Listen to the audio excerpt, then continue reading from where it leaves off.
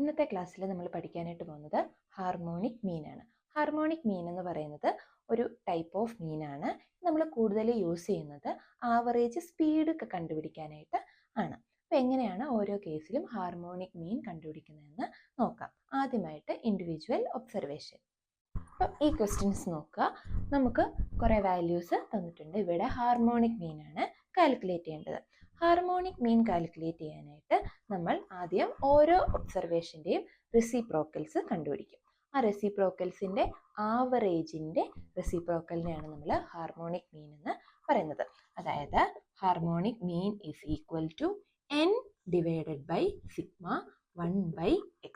അതായത് ഓരോ ഒബ്സർവേഷൻ്റെയും റെസിപ്രോക്കൽ എടുക്കുന്നു. റെസിപ്രോക്കലിൻ്റെ സമ്മിനെ n കൊണ്ട് ഡിവൈഡ് ചെയ്യുന്നതിൻ്റെ റെസിപ്രോക്കൽ, അതായത് n divided by sigma 1/x.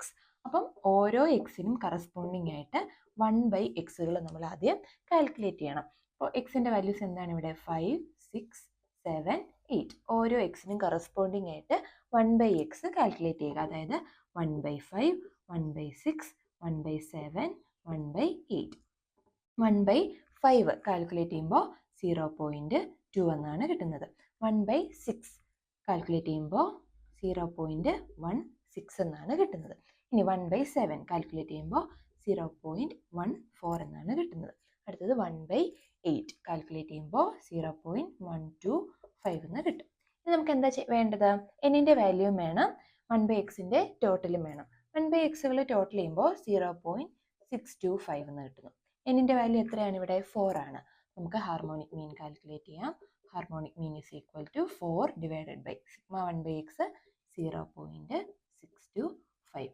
Calculate ചെയ്യുമ്പോൾ നമുക്ക് 6.4 എന്ന് കിട്ടുന്നു. ഇതാണ് ഇവയുടെ ഹാർമോണിക് മീൻ. ഒന്നുകൂടെ പറയാം. ഓരോ ഒബ്സർവേഷൻ്റെയും റെസിപ്രോക്കൽ എടുക്കുന്നു.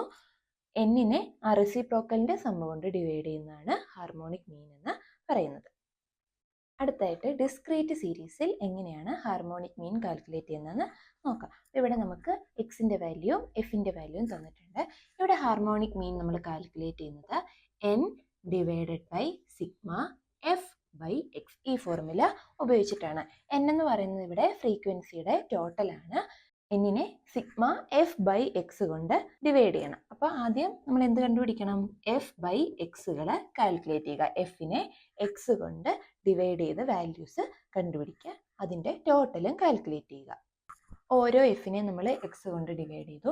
3/20 0.15, 4/25 0.16, 7/30 0.23, 8/35 0.23, 6/40 0.15.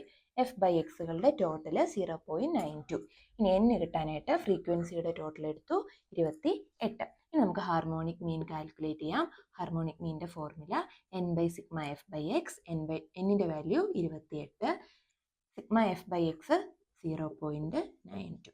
കാൽക്കുലേറ്റ് ചെയ്യുമ്പോൾ 30.4 എന്നാണ് നമുക്ക് കിട്ടുന്നത്. ഈ രീതിയിലാണ് ഡിസ്ക്രീറ്റ് സീരീസിൽ നമ്മൾ ഹാർമോണിക് മീൻ കാൽക്കുലേറ്റ് ചെയ്യുന്നത്. അടുത്തായിട്ട് കണ്ടിന്യൂസ് സീരീസിൽ എങ്ങനെയാണെന്ന് നോക്കാം. ഈ പ്രോബ്ലം നോക്കുക. ഇവിടെയും ഹാർമോണിക് മീൻ നമ്മൾ കാൽക്കുലേറ്റ് ചെയ്യുന്നത് n/സിഗ്മ f/x ഈ ഫോർമുല ഉപയോഗിച്ച് തന്നെയാണ്. എക്സ് എന്തായിട്ടായിരിക്കണം എടുക്കേണ്ടത്? ഓരോ ക്ലാസ് ഇൻ്റർവെല്ലുകളുടെയും മിഡ് വാല്യൂ ആണ് നമ്മൾ എക്സ് ആയിട്ട് എടുക്കുന്നത്. അപ്പോൾ നമുക്ക് വേണ്ട വാല്യൂസ് എഴുതാം. അടുത്ത കോളായിട്ട് എന്ത് എഴുതുക? എക്സ് കണ്ടുപിടിക്കുക. 0 to 10 mid value 5, 10 to 20 mid value 15, 20 to 30 mid value 25, 30 to 40 mid value 35. നമുക്ക് f/xകളുടെ വാല്യൂ കാൽക്കുലേറ്റ് ചെയ്യണം. അതിൻ്റെ ടോട്ടലും എന്നിൻ്റെ വാല്യൂ കിട്ടാനായിട്ട് എഫിൻ്റെ ടോട്ടലും കണ്ടുപിടിക്കണം. f/xകളുടെ വാല്യൂ നമുക്ക് കിട്ടിയിട്ടുണ്ട്, അതിൻ്റെ ടോട്ടലും. അതായത് 3/5 0.6, 4/15 0.26, 7/25 0.28, 6/35 0.17. f/xകളുടെ ടോട്ടൽ കണ്ടുപിടിച്ചിരിക്കുന്നു 1.31. എഫിൻ്റെ ടോട്ടൽ 20. ഈ വാല്യൂസ് നമുക്ക് ഫോർമുലയ്ക്കകത്ത് സബ്സ്റ്റിറ്റ്യൂട്ട് ചെയ്യാം. എന്നിൻ്റെ value 20 divided by sigma f/x 1.31 divide ചെയ്യുമ്പോൾ നമുക്ക് 15.4 എന്ന ആൻസർ കിട്ടും. ഈ രീതിയിലാണ് ഓരോ കേസിലും നമ്മൾ ഹാർമോണിക് മീൻ കാൽക്കുലേറ്റ് ചെയ്യുന്നത്. ആവറേജ് സ്പീഡ് കണ്ടുപിടിക്കാനായിട്ടാണ് ഹാർമോണിക് മീൻ ഏറ്റവും കൂടുതൽ യൂസ്ഫുൾ ആയിരിക്കുന്നത്.